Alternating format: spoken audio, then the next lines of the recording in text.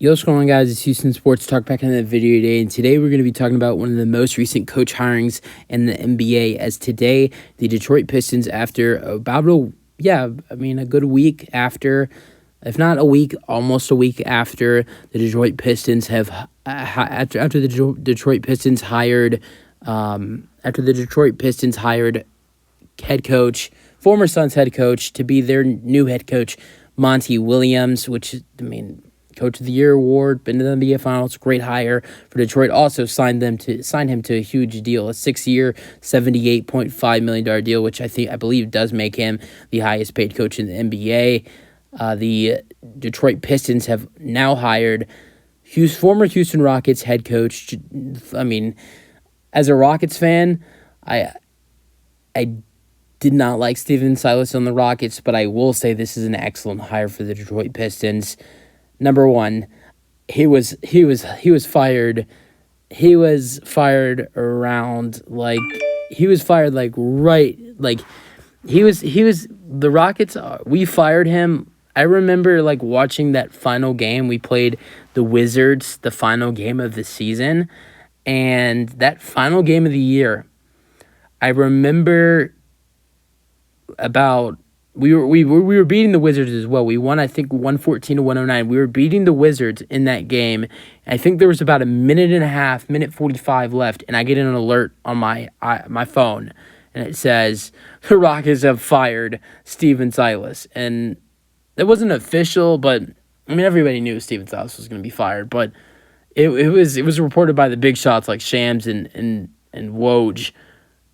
Before the Rocket season was even over. I think before that game, it was also announced that most likely Steven Silas wasn't going to be returning, but I just wanted to share that memory I had of watching the final Rockets game. Ball game's not even over yet, and Steven Silas has been fired. But even though he didn't do good in Houston as the head coach, I still think this guy's a really good coach. And I think he has a really good relationship with Monty Williams. I'll never forget that game, the first game Steven Silas returned to after his Steven Silas' legendary father, Paul Silas, passed away. And during that time, John Lucas stepped in to be the interim head coach, and John led the Rockets to beat the Milwaukee Bucks. But then the next matchup the Rockets had would be against the Phoenix Suns and Monty Williams. And the Rockets, well, I will say Phoenix didn't have KD yet, and also Devin Booker was hurt. They did have Chris Paul. I believe they did have Bridges. They had Bridges. Bridges, Aiden, and Chris Paul were healthy. I don't think Cam Johnson was healthy, though. I think Cam Johnson and Devin Booker were both hurt, and so was Cam Payne. But the Rockets won.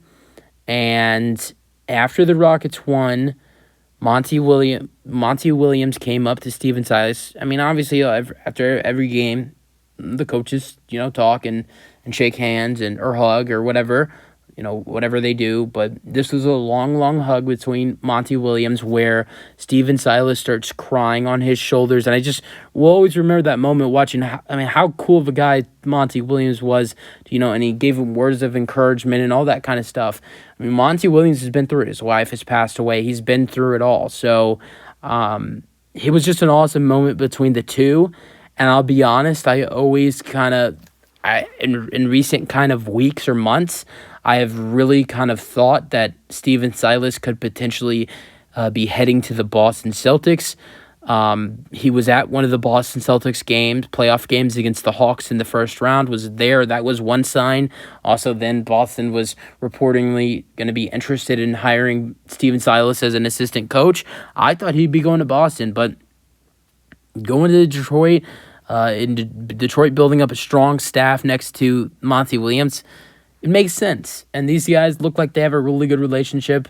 Monty's such a cool guy. I already liked Monty Williams going up to that moment where how cool he was with Silas after that game, after they lost, and he was there for Silas. After he was there for Silas,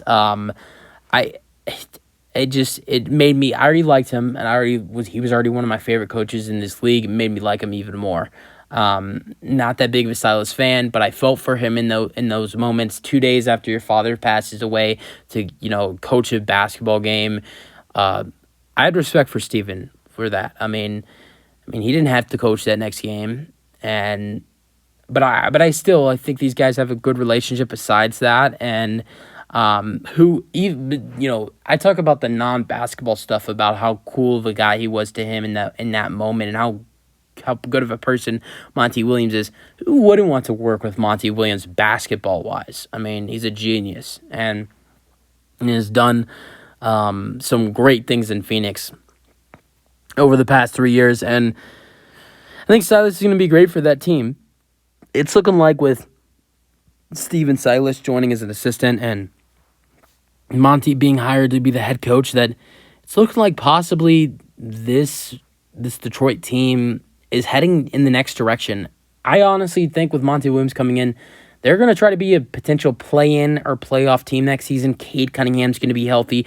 They have the 5th overall pick. I think they might draft Therese Walker from Houston, from the Cougars, obviously my favorite college basketball team.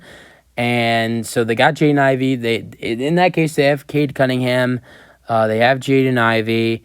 They're going to be interested in Jeremy Grant in free agency. I've also heard the Pistons might be interested in trading for Brandon Ingram as well. It's going to be one or the other. It's either going to be signing Jeremy Grant or trading for Brandon Ingram.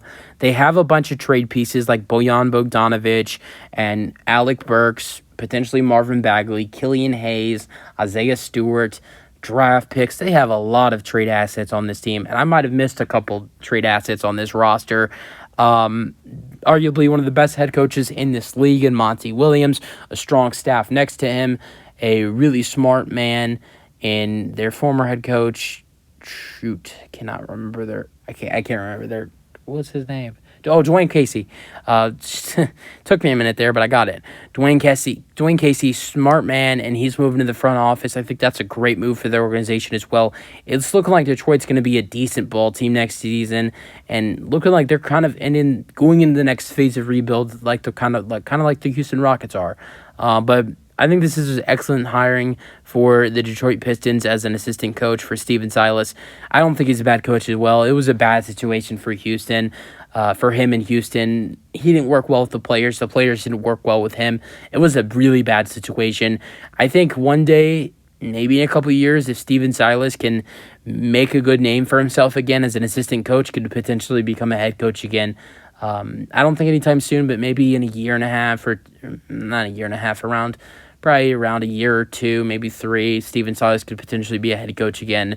I think it was a really bad situation in Houston, even though I didn't think he was good head coach. I think when a winning organization, I think he could be a way better head coach. But you guys have your thoughts, and that's it for the video. Hope you guys enjoyed, and peace out.